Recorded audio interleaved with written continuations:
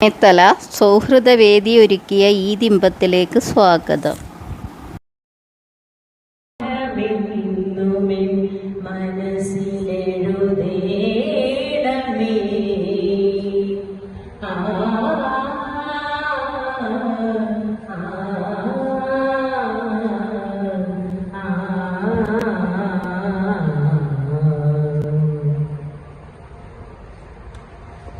തിരികെട്ടുപോയ വിളക്കിന്റെ മുൻപിൽ ഞാൻ തിരയുന്നു ജീവിത സൗഖ്യങ്ങളിക്കരെ, തിരയുന്നു ജീവിത സൗഖ്യങ്ങളിക്കരെ.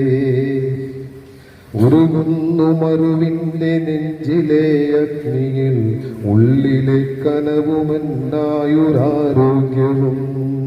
ഉരുകുന്നു മറുവിന്റെ നെഞ്ചിലെ അഗ്നിയിൽ, ഉള്ളിലെ കനവുമെന്നായുരാരോഗ്യവും, ഉള്ളിലെ കനവുമെന്നായുരാരോഗ്യവും.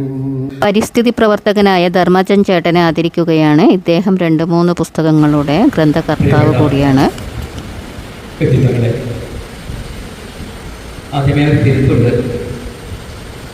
ഇതൊരു കെട്ടകാലമല്ല, എന്നാൽ മെച്ചപ്പെട്ട കാലവുമല്ല.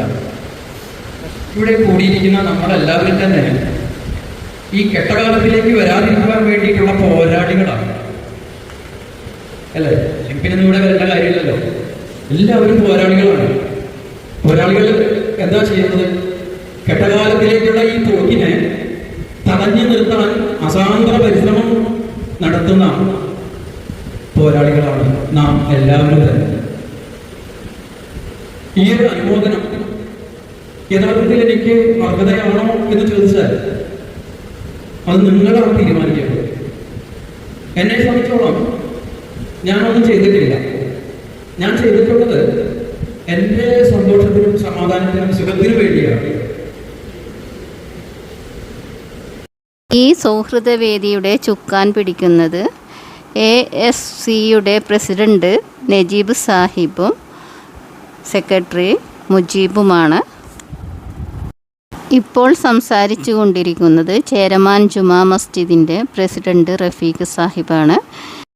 ആൾക്കൂട്ടത്തിൻ്റെ വലുപ്പത്തിലല്ല കാര്യം, മനസ്സിൻ്റെ പൊരുത്തത്തിലാണ് കാര്യമെന്നോണം എല്ലാവരും വളരെ നന്നായി സഹകരിച്ച നല്ല നിമിഷങ്ങളായിരുന്നു.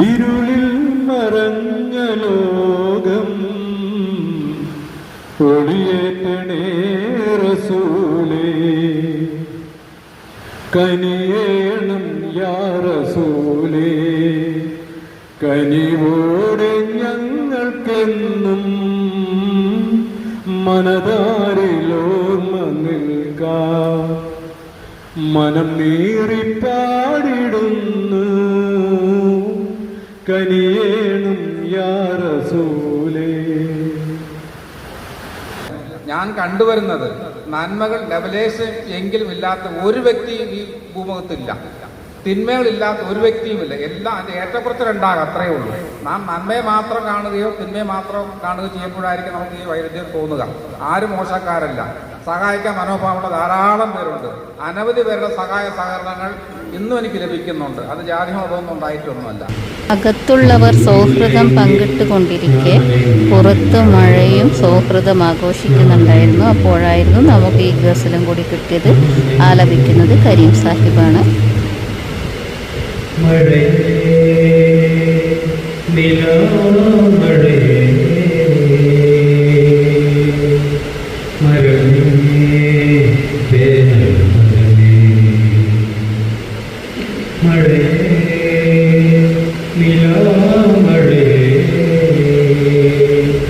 സിരീസ് ചരിത്രത്തിൻ്റെ കാണാപ്പുറങ്ങൾ എന്ന തൻ്റെ ചരിത്ര പുസ്തകം ഇപ്പോൾ ധർമ്മജൻ ചേട്ടൻ സൂരജ് സത്യൻ സാറിന് സമ്മാനിക്കുകയാണ്.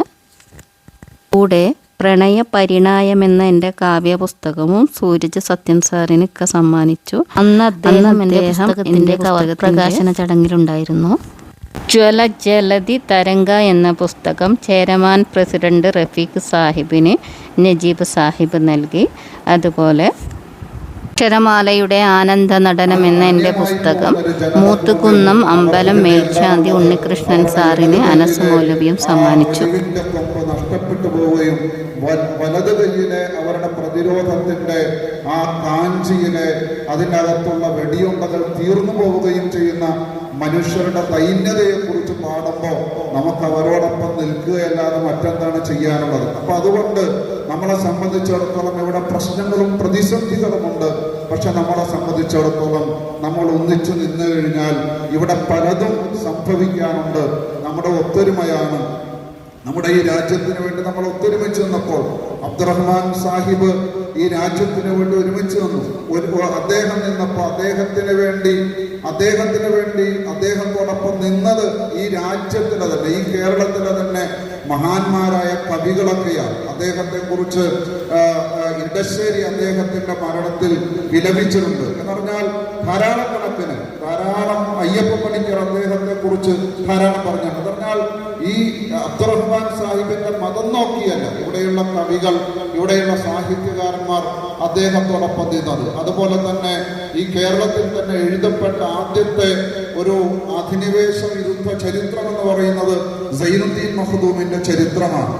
തുഹ്ഫത്തുൽ മുജാഹിദീന, അതിന്റെ 4/1 ഭാഗവും ഈ കേരളത്തിലെ ഹിന്ദു മുസ്ലിം മതമൈത്രിയെ കുറിച്ചാണ് അദ്ദേഹം സംസാരിക്കുന്നത്. ആ മുസ്ലിങ്ങളും ഹിന്ദുക്കളും ഈ അധിനിവേശ ശക്തികൾ വന്നതിന് ശേഷം അനുഭവിക്കുന്ന പ്രതിസന്ധികളെ കുറിച്ചാണ് അദ്ദേഹം ലോകത്തോട് പറയുന്നത്.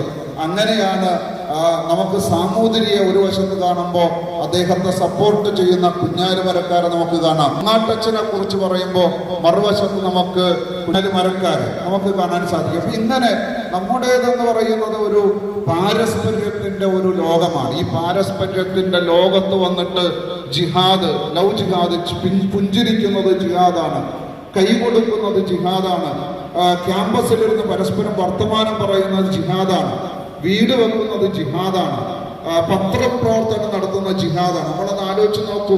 KM മൗലവിയുടെ കാലത്തൊക്കെ ഈ ഫാസിസ്റ്റുകൾ ഉണ്ടായിരുന്നെങ്കിൽ KM മൗലവിയുടെ പത്രത്തെ കുറിച്ച്, വക്കം മൗലവിയുടെ പത്രത്തെ കുറിച്ച് എന്താ പറയുക? ഇയാളുടേത് എന്താണ് ആ സ്വദേശാഭിമാനിയെ കുറിച്ച് ഇവർ എന്തായിരിക്കും ആ കാലഘട്ടത്തിൽ പറയുക? അപ്പോൾ നമ്മൾ മനസ്സിലാക്കണം, ഈ ഒരു കാലഘട്ടം, പാരസ്പര്യത്തിന്റെ ആ കാലഘട്ടത്തിനിടയിൽ വിദ്വേഷത്തിന്റെ വിത്തുകൾ വിതക്കുന്ന ആളുകൾക്കെതിരെ നമ്മൾ ജാഗ്രതയോടുകൂടിയിരിക്കാനും നമ്മുടെ ഈ ഒത്തൊരുമയെ നമ്മൾ കൂടുതൽ പശുമയുള്ളതാക്കി തീർക്കുവാനും ഇത്തരത്തിലുള്ള യുദ്ധങ്ങൾ കൊണ്ട് സാധിക്കണം. അതിന് ദൈവം തമ്പുരാൻ നമ്മൾ അനുഗ്രഹിക്കുമാറാകട്ടെ എന്ന് മാത്രമാണ് ഈ സന്ദർഭത്തിൽ പ്രാർത്ഥിക്കാനുള്ളത്. അതോടൊപ്പം തന്നെ ഈ സന്ദർഭത്തിൽ നമ്മൾ ഒരുമിച്ചുകൂടി ഈ അർത്ഥത്തില് സ്നേഹം പങ്കിട്ട്, സൗഹൃദം പങ്കിട്ട് നമ്മളിവിടെ അവസാനിപ്പിക്കേണ്ടതില്ല എന്ന് എല്ലാവരും പറഞ്ഞു. നമ്മൾ അവസാനിപ്പിക്കരുത്. നമ്മൾ തുടർന്നും ഇതിൻ്റെ സുന്ദരമായ ആവിഷ്കാരങ്ങൾ നമ്മൾ ജീവകാരുണ്യ പ്രവർത്തനങ്ങളായി, നമ്മുടെ ആഘോഷാവസരങ്ങളിലെ ഒത്തൊരുമയായി, അതുപോലെ തന്നെ സർഗസന്ധ്യകളായി നമുക്ക് പലതും ചെയ്യാറുണ്ട്. നമ്മുടെ പഴയ കാലത്ത് നമ്മൾ വീണ്ടെടുക്കും, നമ്മൾ ഈ ഫാസിസത്തിന്റെ കാലത്തെയും നമ്മൾ അതിജയിക്കും എന്ന ഒരു ആത്മവിശ്വാസത്തോടുകൂടി മുന്നോട്ട് പോകാൻ ഈ ഇരുത്തം കൂടുതൽ ഗുണകരമാകുമാറാകട്ടെ എന്ന് ആശംസിച്ചുകൊണ്ട് പ്രാർത്ഥിച്ചുകൊണ്ട് ഇതിൽ ഈ ആളുകളുടെ മുജീബ് സാഹിബ്, നജീബ് സാഹിബ് തുടങ്ങിയ ആളുകളൊക്കെ അവരുടെ ചെറിയ ഒരു വിളി കേട്ട് ഇവിടെ ഒത്തുചേർന്ന നിങ്ങൾക്കെല്ലാവർക്കും ഹൃദയത്തിന്റെ ഭാഷയിൽ അഭിവാദ്യങ്ങൾ അറിയിച്ചുകൊണ്ട് ഞാൻ എൻ്റെ വാക്കുകൾ നിർത്തുന്നു. നന്ദി, നമസ്കാരം. അസ്സലാമു അലൈക്കും വആഖിറു ദഅവാനാ അനിൽ ഹംദുലില്ലാഹി റബ്ബിൽ ആലമീൻ. മനസ്സു നന്നാകട്ടെ, മതമേതെങ്കിലുമാകട്ടെ, മാനവഹൃത്തിൻ ചില്ലയിലെല്ലാം മാമ്പുകൾ വിടരട്ടെ. മനസ്സു നന്നാകട്ടെ, മനസ്സു നന്നാകട്ടെ,